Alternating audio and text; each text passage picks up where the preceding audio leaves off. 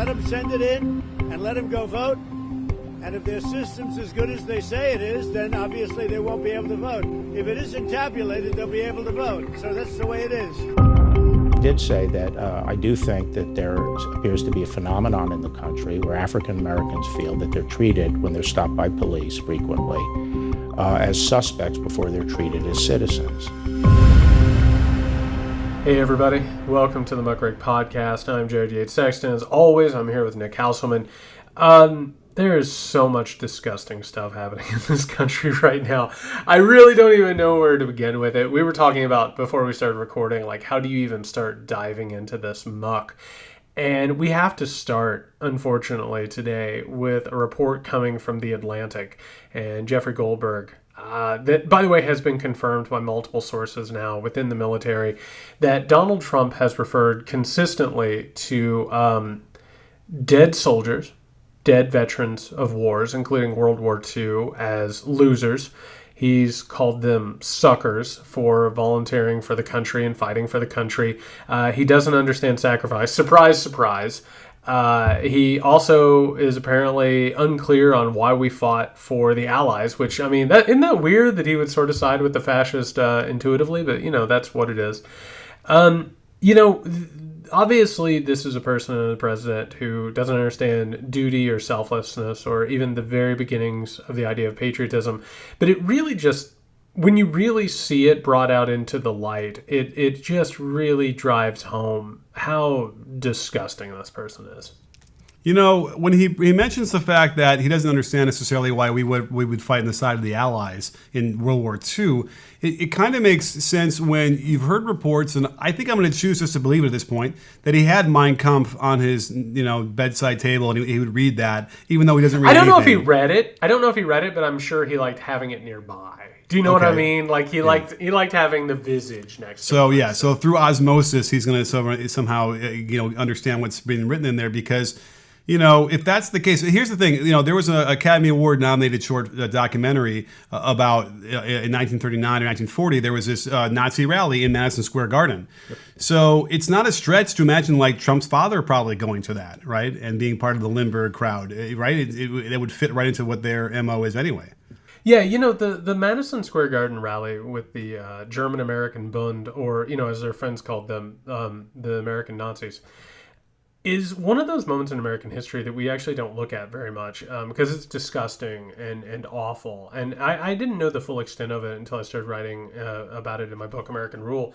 And what I found was that like over 20,000 people attended this rally. And it wasn't like the American First rallies, with Charles Lindbergh, who was very, very quietly, supporting Nazism and Hitler. Like this was a full-blown wannabe Nuremberg type thing. And it wasn't just American Nazis, because we always think about the idea of like, Nazis being German, obviously. Like the iconography was George Washington. It was the American flag. And it was a bunch of people who thought, yeah, America can be both America, the United States of America, and also Nazi. And that's exactly what we're dealing with here, is we have a person who has no idea of anything even resembling basic human decency. All he can understand is people who fight and survive and win for whatever it is. It's a transactional view of life. And I think intuitively, we've talked about this, not only is he an authoritarian, but he's a neo-fascist. And for him to sit there and not be able to understand World War II, which, by the way, I don't know about you, I got World War II on a philosophical, political level when I was a child. Right. Do you know what I mean? Like, it wasn't hard to figure out what happened in that war and who was on what side and what the good side and the bad side was. For the President of the United States of America not to get that, not only does he have to be broken, but there has to be something within him that is incredibly twisted and perverted. We already know the bone spur thing that got him out of Vietnam. And you know what? We don't have to blame him for that because nobody wanted to go to Vietnam. Very unpopular war. But, and I never served in the military. But I do understand the sense of sacrifice and how heroic it is to serve and go to war for your country. I mean, and with the utmost respect for our soldiers. And certainly growing up in the mid and late 70s and early 80s and seeing how we responded to soldiers coming back from Vietnam, like it is an important thing that we honor these people and honor what they have done and their sacrifice. So for him to live in that space where he doesn't understand that, we already know that he's sort of diminished mentally as it is with dementia or whatever you want to call that, but he's starting out from such a horrible place to begin with, that whatever decline he's suffering now is really just exacerbated to the point where, there needs to be some other kind of litmus test for being a president, because this ain't it. Well, I mean, he's already been on Twitter telling everyone who will listen that he didn't have a series of mini strokes, which, by the way, wasn't even something that conspiracy theorists were talking about. But I will say, when we're talking about Trump and Vietnam, what you just brought up is something that we need to actually look at. Trump obviously got out of service in Vietnam. That's fine. I don't want to hold it against anybody. Like, that was an unjust, illegal, awful, immoral war. Like, fine, if you don't want to go to war, don't go to war. But that wasn't enough for Donald Trump.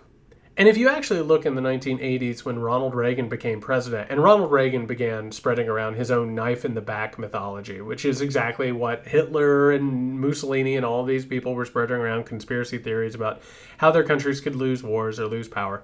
Reagan did the same thing about Vietnam, and he spread the mythology that, like, soldiers came back and that they were spit on and they were mistreated, which didn't happen. It's been completely debunked. That never actually happened. It was something that the right could use to gain power and, claim that they were like patriots and pro-troops. Well, Donald Trump jumped right on that train. And if you actually look back, and again, I was working on American Rule when I found this, there were all these rallies in the 1980s to make up, quote unquote, for like the poor treatment of those veterans. Donald Trump was at every one of them. And he was just like rousing everybody up, pro-American, and these troops deserve better. And what we have learned is not only that Donald Trump doesn't understand service, it's that all of these things that he holds himself up as, which is like conservative, pro-troops, pro-America, he has no concept about what any of these things actually mean. He doesn't live them. He doesn't understand the idea of duty or patriotism or service.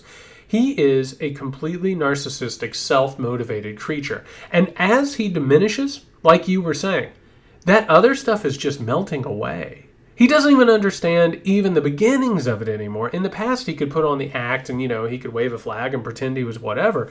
But much like the patron saint of the right, Ronald Reagan, the more that he melts away and he's not really there anymore, there's not even the artifice of it. We have a person in the White House who is a grifter and intuitively and instinctually a neo-fascistic authoritarian. This stuff that they've been claiming, like loving the troops, loving the army, all that stuff, it's bullshit. It doesn't even approach anything resembling the truth. Now, we know that he didn't want to go to the D-Day commemoration in France when he was there. It was raining. And so it was already being whispered, he didn't want to be cold and in the rain, especially because... He has cotton candy hair. Yeah, right. Let's not forget that. But the reporting, he didn't want his hair to get messed up. But, we also know that when they were congratulating the World Cup soccer, and it was raining then, as part of this, Macron, no jacket, he's a young, fit guy, and I think Trump, the reports there where he was extremely threatened by that, and that how could he be stood up by that. And so it's just as concerning to me, because if he's going to start to conjure up all these different conspiracy theories and these sort of, justifications for how he's behaving, if you didn't believe that was happening, just look at what happened yesterday when he's talking about these plane of thugs that were going to fly to, the RNC and cause mayhem, right? And the sad thing... Where did he hear that, by the way? Was that an intelligence agency that told him that, Nick? Yeah. It's the Facebook intelligence agency, right? Oh, the Facebook intelligence agency. I forgot about that branch of the government. The one in which just complete random assholes on the internet just say shit. And then the president of the United States hears it and believes it and tells people on national news that there was a plane of black uniformed thugs coming to interrupt the RNC with absolutely no proof. Yeah, and he's saying, I can't talk about it. It's under investigation. And oh boy, thank God that Bill Barr could confirm that this investigation is they're knee deep in it right now, and understand they're going to come up with some answers pretty quick. They're not. Yeah, I mean, it's like in The Big Lebowski, where he asked if they're working on finding his car, and he's like, yeah, they've got us working on shifts on it. It's an absolute farce. And again, I think this is the thing that people really need to start wrapping their heads around if they haven't yet. This whole thing is a farce. There's nothing real about any of this. Like for the longest time, we have been trying to find some morsel of truth or something in Donald Trump that you can stick a thumbtack in and say, oh, that's real. There's nothing that's real beyond his drive to protect himself and to empower and profit for himself. This thing that we have seen, and I want to say this. I believe this reporting. It has been confirmed by multiple people. In any sane country, is there a way that the president who said these things could, number one, be reelected, and number two, wouldn't be treated like a public pariah for the rest of their lives? Is there any country that is sane or actually has their shit together where any of this would be permissible? No. Well, yeah. I mean, I suppose dictatorships, China or North Korea. That would happen, perhaps. But here's the thing, as of today, if you ask that question, of course he's not getting reelected. He is historically unpopular for an incumbent. The polls indicate across the board that there's no way an incumbent can win an election based on these poll numbers. So, in theory, that's a moot point. He was not going to be reelected. Well, but here's the thing, Nick. What you're talking about is, what's the word I'm looking for? Rational. But what if, because your support is only 20 to maybe 30% on a good day of the country, what if you talk them into voting for you twice? What if crazy somehow or another it just might work? It's so crazy it might just work. What if you, as the president of the United States of America, under the auspice of finding fraud, which, by the way, how many people have been caught committing voter fraud? One person. Maybe two, if we really want to get crazy. Right. And by the way, are those people traditionally Democrats or Republicans? I'm sorry. Well, most of the stuff, it seems Republicans, but I will say that there's a woman in Texas, I think last year, who got a 5-year sentence for accidentally voting when she wasn't registered or whatever. And I feel so bad for that person. I'm not sure she's going to get reduced either. So here you have a guy, and so they want to prosecute these cases. They're really all intent on doing this. And here you have a guy who's calling for, listen, that's just the tip of the iceberg for what he's calling for people to do. And that's why it's getting scary. But yes, he not only did he come out, but then Barr is also casting all sorts of aspersions politically. We've never had an attorney general be so wound up with the White House and crossing all kind of boundaries before. That's probably more frightening than anything Trump has done. Yeah, Bill Barr is a real frightening son of a bitch, and do not take your eye off him. He'll steal your silverware. While you're looking the other way, and then prosecute you for it. This whole thing that we're watching here, and actually, I have to tell you, I don't know how it is that you absorb Trump news, right? But I always feel like I'm I'm a wash rag at maximum dampness. And I'm I could never absorb more and be shocked. How could that? I'm at 100% shocked. I woke up this morning, and before I got moving, I read about Trump telling North Carolinians to go ahead and send in their vote and then vote in person, just to figure out if the system is right. Just to find out if the system is a go, if it's in good shape. And I have to tell you, Nick, his ability to surprise me is shocking. Because it's regularly, and you learn this stuff, and it's this stuff with the veterans. I assume Trump said stuff like this. I assume Trump is really offended by the sight of disabled and maimed veterans. I totally get that. But to hear it and to see it laid out in pure black and white, it makes you realize it's no, this literally is a bottomless hole.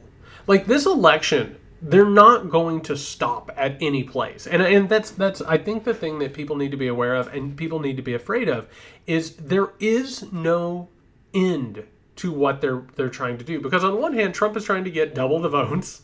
And on the other hand, he literally is trying to set some sort of a trap so he can claim that there's voter fraud. Like, they will do literally anything, including telling their supporters to carry out Class A felonies. Jared, before the reporting broke today of what he said about the troops and how, losers are in the cemeteries of, of these war heroes, and before we found out that he was encouraging people to commit voter fraud today, this is yesterday. I'm old enough to remember yesterday, I was ruminating on this notion of what you just talked about, the depths of where they could go. And I wrote it down because I want to make sure I remembered it for this. Here's the thought that came in my head. Are they going to create another 9/11? And I almost feel like that's what's going to happen, because here's the thing. It's not going to be enough to say, whoops, we got the vaccine, October surprise. Hey, you're not going to be able to get it yet, but we got it, and that's because of all of us. You thank the dear leader. So they're going to get more and more desperate. And so it's almost like, so I had written a screenplay once about, it's a fake documentary about a small town with 2 funeral homes, and they're battling for business. And you have these scenes where they're trying to figure out how to get more business because, it's a cutthroat business, right? And one suggestion was, well, we could start killing people and then we'll have some more business because we have to bury them. And I almost feel like that's what's happening right now in the White House. There's no policy meetings. There's no things to address what's issues, the deep-seated problems with policing or unemployment. I have a feeling the only serious meetings they're having are, what can we drum up and gin up to ensure we win the election in November? Well, so the thing that most people will jump to is the Reichstag fire, right? Obviously, in Germany, they'll point to that, and they'll point to the fact that after that, Hitler was able to seize power and then really come into his own as an authoritarian. I would actually like to transport everybody back 11 years ago to Russia in 1999, and by the way, at this point, and we have just done such a piss poor job as a country of understanding not just the Cold War, but the aftermath of the Cold War. We don't like to look at it. We just like to be like, hey, we won that fight. Well, we didn't really win that fight. We struck a mortal blow on both sides. It happens to be that we're still bleeding and the Soviet Union is, trying to pick themselves off the map. Well, so in the lead up to the presidential elections, so we end up at a point where Vladimir Putin is looking at possibly becoming the leader of Russia after Boris Yeltsin. And Vladimir Putin, by the way, was just completely a nobody at this time, right? He just came out of nowhere, out of the mist, and was suddenly a candidate for president, a former KGB agent, which, by the way, a lot of people say you're never a former KGB agent. Right, like you can leave the KGB, but the KGB doesn't leave you.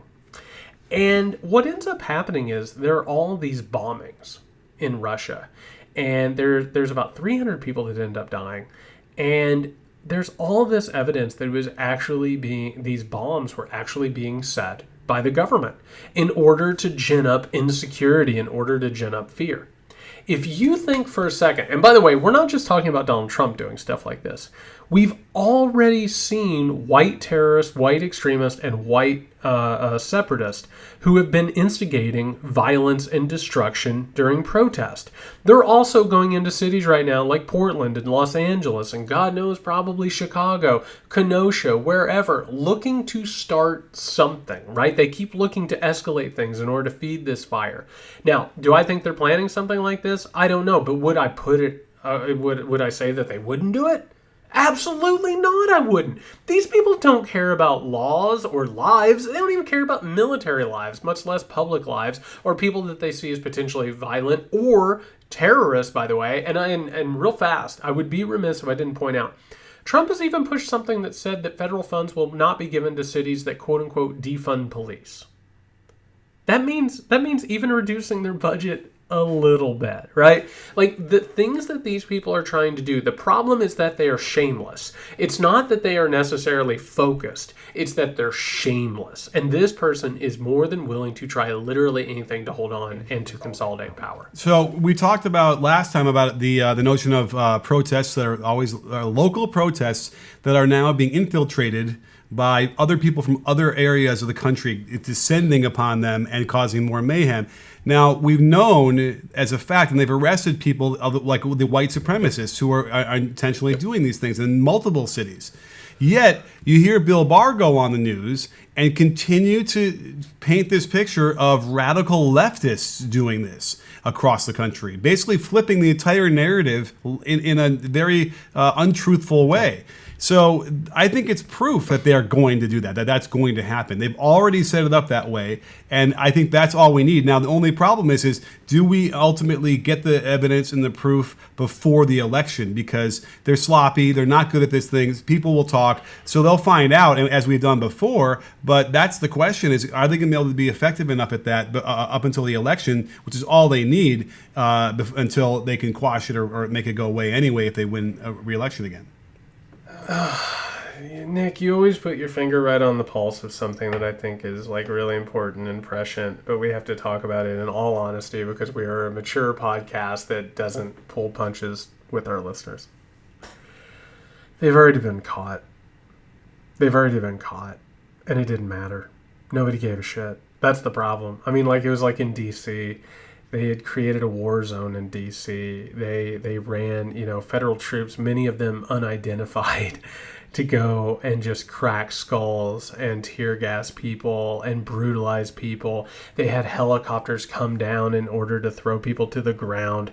I've seen enough from reporters that I trust and people that I trust on the ground to know that there were buildings set on fire left and right by white separatists and white extremists. Some of them have been reported about. Others don't even make it to the front page. Other ones aren't even mentioned on the news.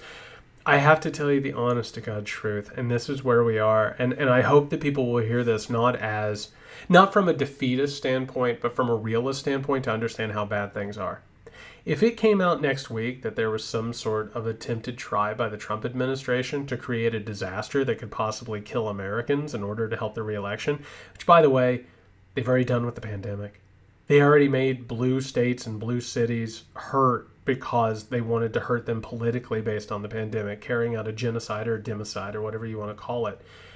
It could turn out that they were thinking about planting bombs, and this is the sad truth that we have to realize. It wouldn't matter. It wouldn't matter. They could get caught. Bill Barr could be caught red-handed, setting up some dynamite outside of a building. And right now, the way this country works, it wouldn't matter. I don't know if you saw this. This is important. A poll came out today that showed that like 35% of Republicans think that QAnon is completely true. And when you add in partly true, it's like 54%, 55%. They're gone. They're gone. That party and that group is gone. And they could see something with their eyes. They could see, I don't know, a young man in Kenosha being shot and paralyzed and see a knife where there's not a knife. You know what I mean? They could see a 17-year-old killing people in cold blood and say, oh, that was obviously self-defense. It wouldn't matter. And that is the damned honest, sad truth of the matter. Bill Barr, if you haven't seen it, just go on YouTube and watch the Bill Barr. It's 10 minutes or so. They asked him about that as well. And he, Wolf was saying, he was unarmed. And he goes, that's not what I heard. That's not what I saw. Yeah. And it's like, there's nothing to see. Now, again, the argument is going to be, well, if the knife was in the car and he's now getting into the car, then he could have it, throw it, whatever. They got to shoot him. It's just. What is he? The Black Widow? Is he Hawkeye? He's going to grab a knife and just take down a bunch of police officers? Wow. Like, my God, why is this the way that law enforcement handles? Like, to be honest, aren't all of us a walk away from a knife at all times? You know what I mean? Like, I could go in my kitchen right now and grab a butter knife. Does that mean I deserve to spend the rest of my life in a wheelchair because these assholes can't control themselves? Well, wait a minute, Jared. You don't have to go to the kitchen. You can just be like off screen somewhere. I don't know where you are, and then get that knife. That's the thing. As soon as I can't see you, then that's over. It's dead. So I fairly assume that I have a knife nearby. I'm going to find one before we're done with this. But go on. Put the knife down. Well, listen. What he did say, I wrote down because it struck me more hearing it than it does even reading it on the page. But he basically said that there's a phenomenon, and that was the word he used. There's a phenomenon in this country where people think that black people are treated as suspects before they're treated as citizens. Oh, that's not at all true. I heard the Attorney General say that's not the way things work. Well, not only did he not say that, but like the fact that he's going to characterize this as a phenomenon indicates to, oh, hey, that's a serious knife you've got there. I literally found a knife less than 3 feet away from me. I guess I should spend the rest of my life not being able to walk. You could fix your cuticles with that real easily. Now, I think I might take care of that while we're discussing the politics of the day. Awesome. So, but that's the thing is... Can we just take a second and point out how good of a bit that is? That I said I could find a knife and I found a knife. Yeah. That's a good bit. That's a good bit. It sure is. And then we have to say, that's not a knife. Now that's a knife. Now the better bit, then I pull out my knife, which is like a 6-inch hunting serrated edge. But anyway. By the way, that's for the YouTube people. You can go on YouTube and find me literally search for a knife and find one. This isn't just pretend. Right. I literally went out and found one. And Jared is lit so scarily right now that it really has that feeling of campfire, scary story right now. Yes. So the Attorney General said systemic racism doesn't exist. Right. He's like, well, because he's the one of the kind of guys who says, listen, what you're ignoring is the millions of interactions that police have with people that go fine. But it's like at some point when you have so many of these things go wrong every month, every week, he actually even tried to say something like there was like, I don't know if he was characterizing it in a month or a year, but it sounded like a year. Like there's like 6 people have died this year from that, which is outrageously wrong. I think. I mean, you know what? I shouldn't talk out of turn. I'm going to check, but whatever it was, it seemed way too low from what we hear and hear the reporting from reputable sources. But the idea that he's going to call it a phenomenon that people believe tells you that he thinks it's completely a conspiracy, right? Like you don't use that word, when you're describing the notion that black people are treated like suspects right away. I think we know that they are. I mean, I think that's not even a debatable fact. And I almost feel like on the merits, they could argue that that's okay. Like I almost feel like that's what they're going to do. They're going to say it's okay. They're going to say that most black people or most of the people that they arrest are black people. So we have to use the stats to say we need to assume that they're suspects. And you know what I mean? I think we're only a few weeks away from them arguing that and like flipping that whole thing on its head. They've already, and this is the rhetorical games that they play. I mean, Lee Atwater resting in hell today probably is really proud of what they've done. I hope he's not resting. If you don't know, I hope he's not resting. For those of you who aren't aware of who Lee Atwater is, if you want to understand modern Republican politics, give that dude a gander. Just go and look at like how he like stoked racism and fear. One of the original, like, really big architects of this. The game that they play is then they'll turn it around, Nick, and then they'll actually do this really insidious thing where they're like, well, I mean, cops aren't actually racist, but I mean, let's think about black on black crime.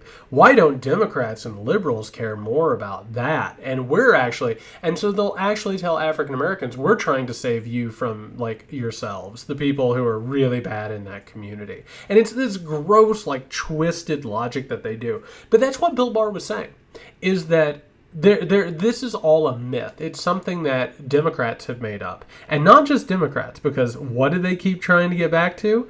It's Jewish people trying to divide people and trying to pit races against each other so they can weaken a nation and take it over.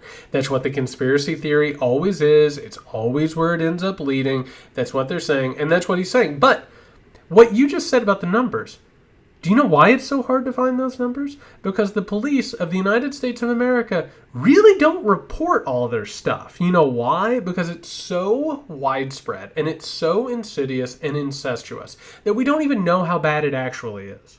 And the numbers that we get, you can't trust them whatsoever. So it's a lot easier for these people to say, oh, it's a conspiracy. None of this stuff is true. And, oh, no, there's no such thing as systemic racism. It's the race card that people play to try and get ahead because they're looking for an advantage because they look at it through a transactional lens like the President of the United States. Right. And it's not like we're going to see the cops in Kenosha thanking the white supremacists for being there armed to the teeth. It's not like we're seeing them hand out water bottles to those guys before the guy starts shooting people and killing them. Oh, could you imagine how much outrage? Oh, wait, I'm sorry. I just checked my phone. That's what they're doing. Oh, yeah. What is happening? It's not like we just saw, maybe a month ago in one of the police, trying to keep order at a rally, doing the white power sign to the counter ralliers who were white supremacists. We're out in the open. Nick, to hear you talk, you would think that law enforcement in the United States of America almost began as a way to catch fugitive slaves. And listen, I am not going to sit here and pretend like that is the history of America, and that also the FBI, which, real fast, let me check my facts. Is the FBI a left-leaning organization? No, it is not. The FBI told us that law enforcement has been taken over by white supremacists who have radicalized it for their own means. So for the Attorney General to get out and say this, it's not just a lie. It's a damned lie. It's a damned murderous lie. And the fact that that jowly asshole can go to bed at night and sleep is just a testament to how grotesque of a person he is. It really is. It defies the imagination constantly, but they find new ways to be more and more disgusting.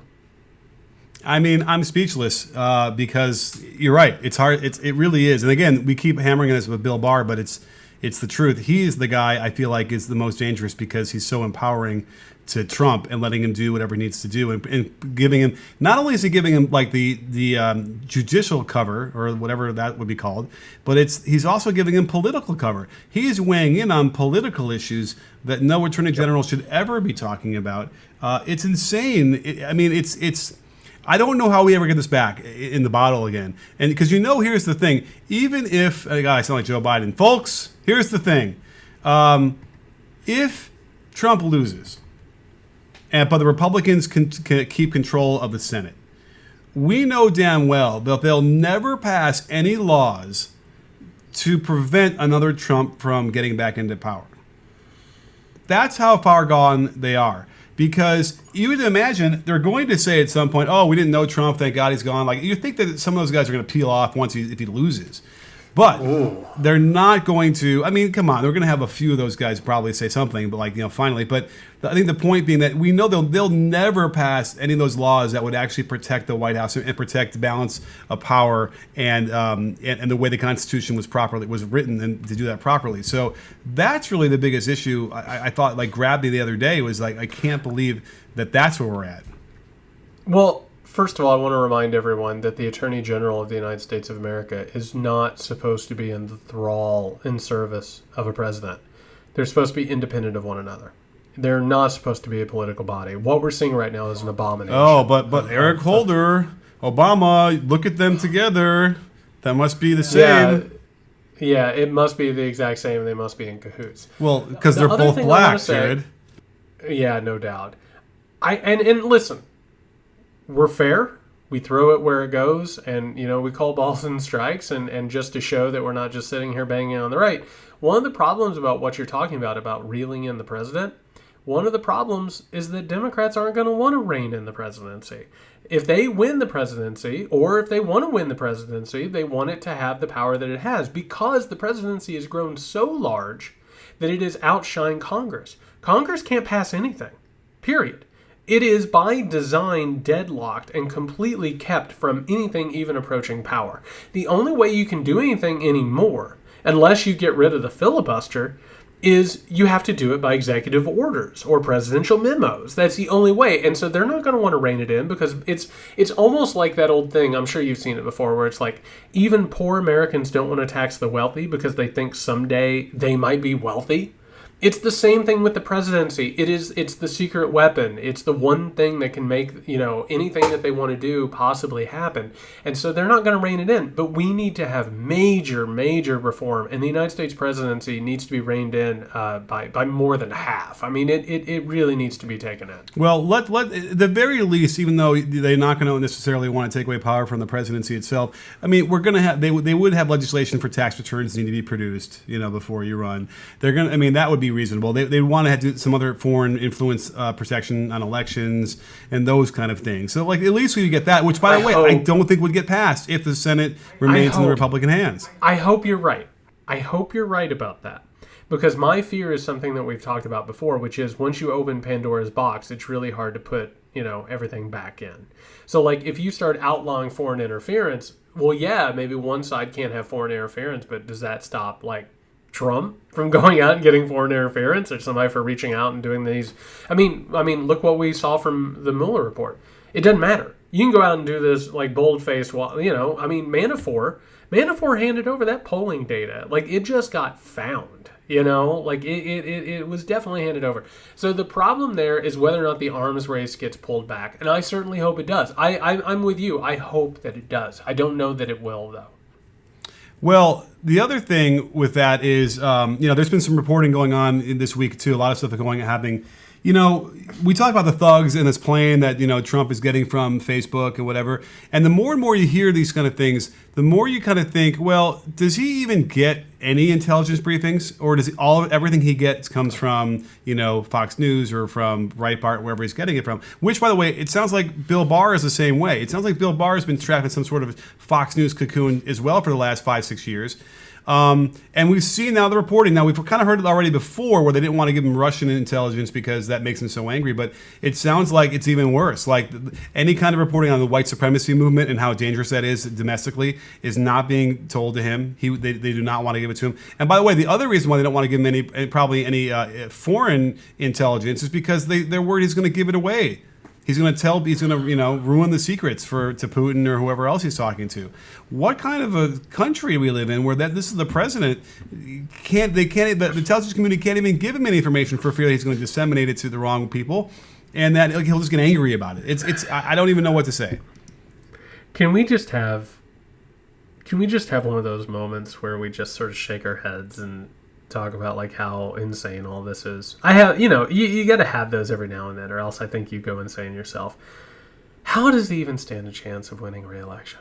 We have a president who doesn't care about protecting people. He's let hundreds of thousands of people die, in some cases through democide or genocide. He's endorsing vigilantes in the street. He's walking through cities of rubble that he has created. He destroyed the economy. He can't even pay proper lip service to soldiers.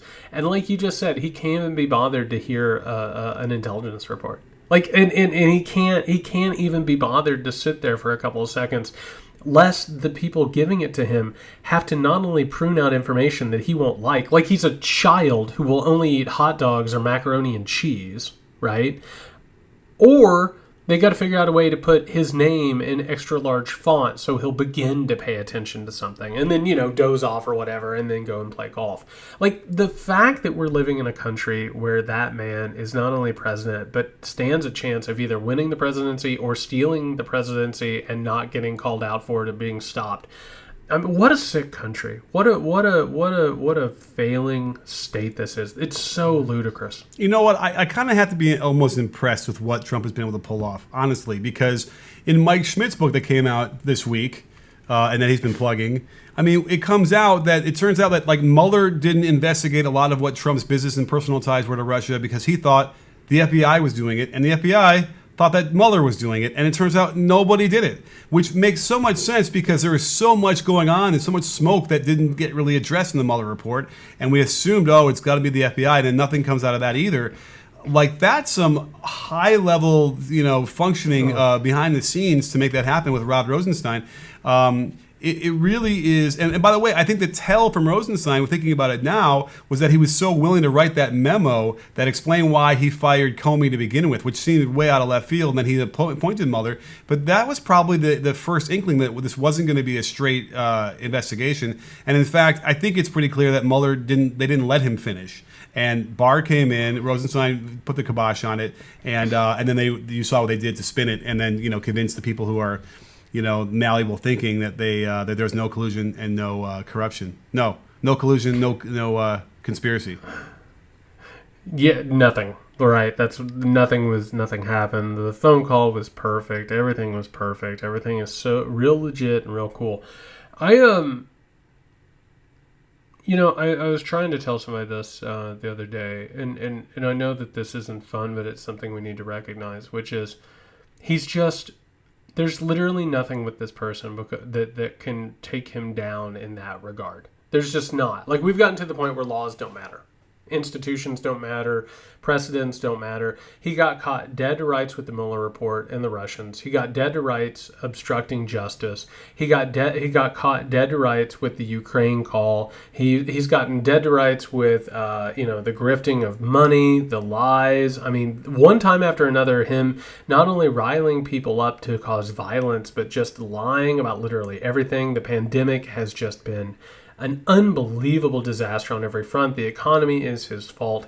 Here's the thing. This is what life is going to be like if we don't get rid of this guy. It's only going to accelerate, and there's nothing that he can do. It's the Fifth Avenue thing. It, honest to God, is that he was telling it completely true because he has enraptured a large part of this country in an unhealthy, mentally ill cult. And that it just will not matter. They will break reality, they will bend it, and they will twist it and turn it until they see him as perfect and infallible. There's just no way around it. He has to go. He has to go, Nick. And the only way to do that is to peel off the slight margins, and barely win the Electoral College, it seems like. Although, again, I still see a version of the Matrix where, he loses by his 10 points like it looks like he should. And not that it will go away quietly, but at least that the election will represent what the vast majority of the country feels. But again, we have to be so concerned right now that, here, let me ask you this. Like, obviously the Russians interfered with our election in 2016. I'm not so sure they didn't manipulate votes. I still feel like there's some issues that they never released, like in Florida, for instance. It certainly seems like all those voting machines are hackable. But let's just say they didn't, but they're going to welcome it again this year. Why would Trump be so intent on creating all this chaos around the voting this year if he kind of knows he's got that in his back pocket? It's interesting, and maybe he's just throwing shit at the wall. It's everything. It's everything. That's the thing. And part of the problem is they are so shameless, but they're also so incompetent. That's the whole point. Everything's just so transparent. And Trump just tries everything. I mean, every time, if you actually go back and look at the history of his businesses, it's just flailing. The man had no actual instincts in terms of business or in terms of organization. Malignant narcissists like him, instinctual authoritarians and neo-fascists, they're terrible at bringing this stuff together most of the time. He flailed constantly. He just tried things, right? I mean, this is how you get Trump steaks, you get Trump Airlines, you get Trump vodka, you get Trump blah, blah, blah, blah, blah, blah, blah. He had no idea what he was doing. So no, it's not like he has a Trump card or an A's card up his sleeve. He's trying literally everything, which is why they get caught on so much bullshit. There's so much to get caught on. And the votes that you were talking about, I mean, there are smart people on both sides. They're like, yeah, they had an opportunity to hack, but they didn't. Then there are other people who are like, wait, you're telling me they had the opportunity to hack and they didn't? Right? And I've never heard the definitive take on that. I've heard whispers, off the record and stuff like that. I've never heard anything definitive. But absolutely, they're trying everything. I mean, I've been hearing people talk lately about things like QAnon or these conspiracy theories, which come completely out of nowhere. There's a lot of theories now on where this stuff is coming from and who's behind it and who's part of that conspiracy.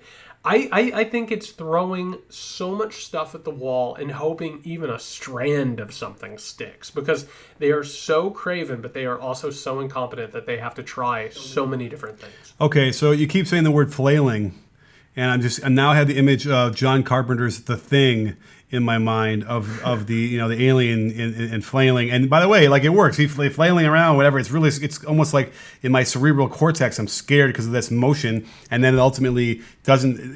By the way, The Thing gets. Well, I don't want to ruin it for anybody, but because we should do that movie. That'd be another movie for our Patreon, which, by the way, we have. If you want to check out our Patreon, is that a good way of telling everyone that in a very smooth, quick? That was a wonderful thing, actually. So if you want to support this show. It's over at patreon.com/muckrakepodcast. We're doing bonus episodes. I think we're going to talk after this and get our schedule down. I think the next bonus is probably going to be another movie podcast. I cannot wait for another movie podcast. It was so great doing Okay, Jaws. what are we doing for number 2? We've talked about it. Well, I don't know. We did talk about it. What did we end up saying? It's not going to be... Network, right? Network. All right, let's do Network. I think that's... one of the all-time great movies. So and by the way, it's not just doing that, but we've been covering the conventions. We're in September. I don't know if you've looked at the calendar lately, but time is just racing. Supposedly, if you believe what you hear on the streets, the debates start this month. Supposedly, which I'm a little doubtful about whether or not the debates will happen, but it's sounding like they're going to trudge their way forward. If they do happen, all 4 of them, 3 presidential debates and 1 vice presidential debate, which, by the way, is on my birthday. So we would need to have some sort of celebration, I suppose. Well, can we celebrate my birthday at the same time? Oh, we could, absolutely. Let's do the birthday. Because you're what? You're the 7th or the 9th? What are you? I'm the 7th. All right, I'm the 11th. Well, yeah, we'll figure that out. But if you want to join us for that, we're going to be doing live coverage of that. We're going to have bonus podcasts talking about movies, doing question and answer stuff. And on top of that, we're building a really cool community where people are getting to know each other and support each other and kind of be there for each other during all of this. All you have to do is go over to patreon.com/muckrakepodcast and join in and help us out. And we appreciate that. And we appreciate you listening so much.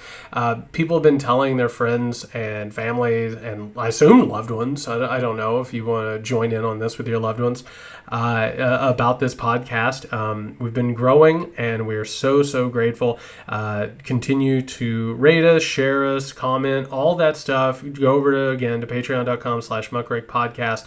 We're going to be back, hopefully, knock on wood, we will be back next week and not have to have some sort of bizarre emergency podcast as the country catches on fire.